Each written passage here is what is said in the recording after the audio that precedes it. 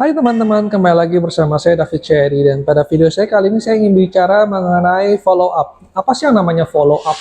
Nah, sering kan kita cari kalau misalkan di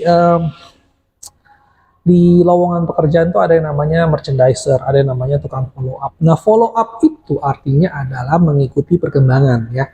Saya nggak kasih terjemahan resminya, tapi terjemahannya menurut saya adalah mengikuti perkembangan.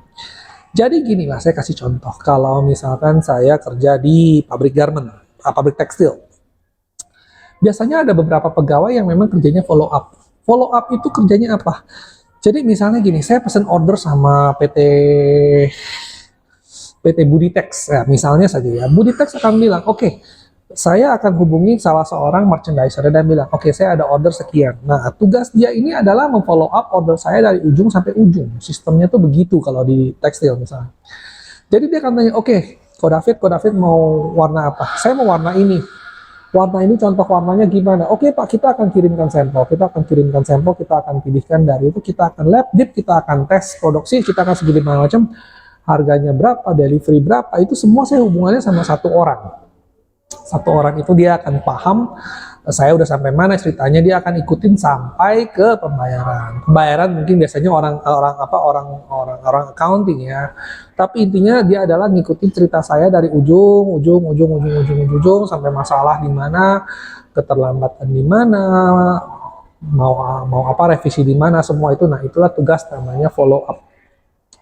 Tapi follow up itu bukan cuma ada di perusahaan garment, tekstil. Biasanya memang mostly di perusahaan garment dan tekstil itulah merchandiser follow up itu is the main job.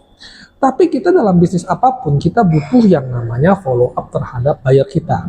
Jadi kita nggak boleh lengah, kita nggak boleh merasa oh buyer kita saya buka toko aja.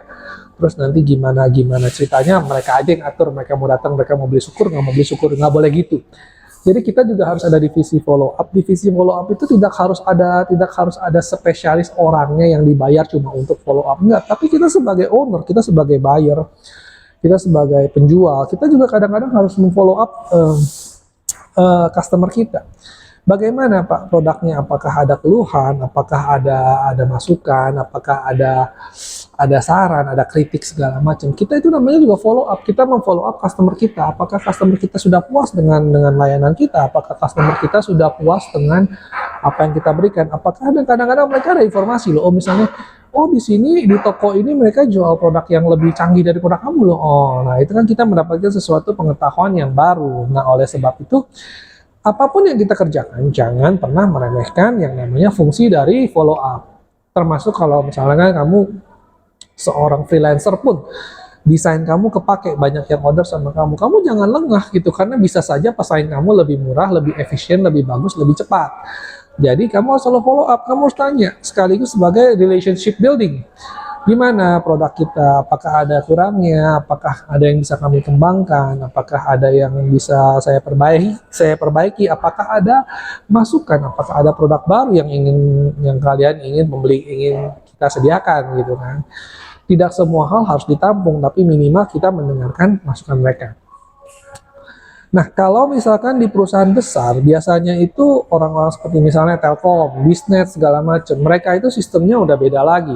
Cara mereka follow up itu biasanya dengan pendataan. Jadi kalau misalkan nih saya komplain, hari ini saya komplain, oh Bisnet saya komplain gini, nanti itu akan masuk dalam database mereka bahwa pelanggan nomor sekian pernah komplain mengenai internetnya putus tanggal sekian. Jadi siapapun orang yang sedang kebetulan hari itu sedang duduk di customer service, mereka tinggal buka datanya, mereka tahu keluhan saya apa saja. Nah ini juga sudah istilah kita mengcopy dunia barat ya, mereka yang ketemu ginian duluan dan kita tinggal ikutin. Jadi perlu juga selain follow up itu, follow up juga harus disertai dengan pendataan yang baik. Jadi kamu tahu, misalkan merchandiser kamu lagi cuti hamil atau berhenti kerja atau gimana, kamu tidak kehilangan ceritanya. Ceritanya itu seperti kisah sejarah itu sudah dikronologiskan.